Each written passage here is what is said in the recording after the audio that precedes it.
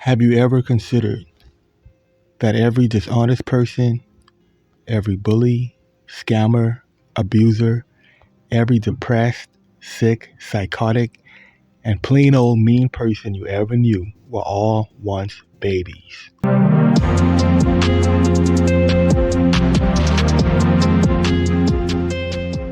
Babies with pure thoughts, if any at all, and full of wonder and curiosity.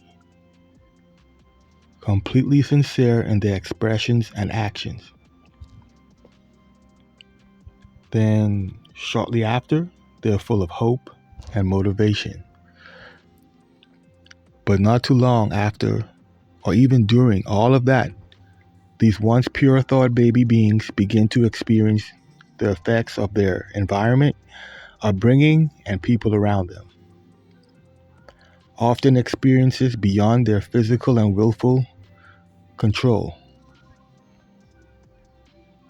And these experiences affect them through adulthood.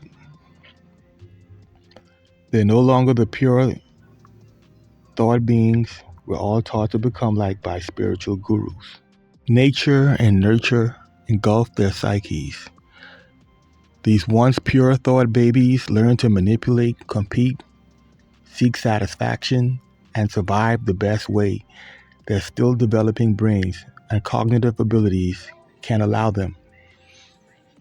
Now, some will argue not all babies, quote unquote, are born pure for whatever reason.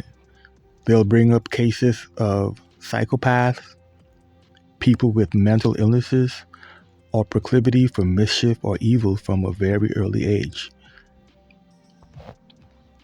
While these things are seen, even still, a lot of these things are the result of fleshly phenomena, as I like to call it.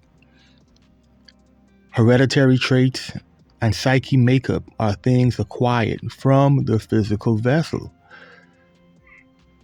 So some even question the very spiritual essence of these baby beings as nefarious and different from the rest of humanity.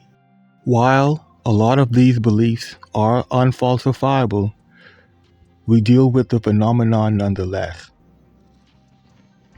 The phenomena of souls becoming degraded from life and its experiences. In complete conflict from the spiritual gurus, New Age thinkers, and even mainstream religious believers who teach that the experience of life is to better the soul, or teach us things to grow into wiser, stronger, even more conscious beings. But look around you. How many people are growing into purer souls compared to when they were babies? What are they actually learning that doesn't strictly apply to survival skills here on Earth? I mean, sure, a lot may become smarter or wiser to make money, survive in nature, or even make friends or share toys and socialize. But are they becoming purer than they initially were as babies?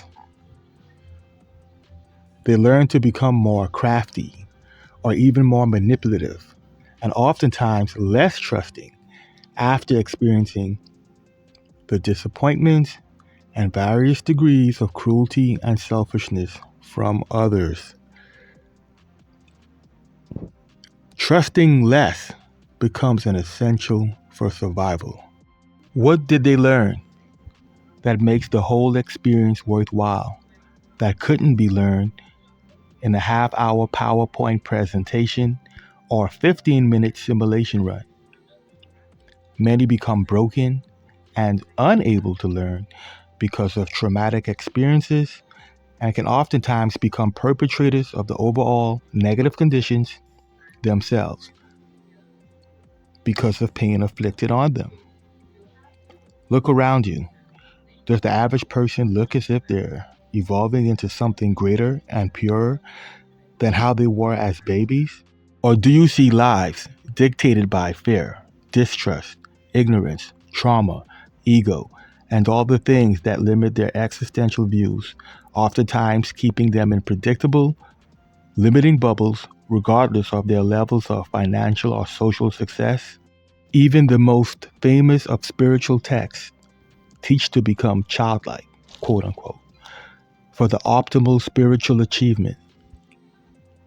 But if the vast majority of souls here are becoming less childlike as they take on more trauma and learn more manipulative ways to survive, satisfy urges, and mitigate their existential suffering, then the question remains, who or what is benefiting from the corruption of souls in this world?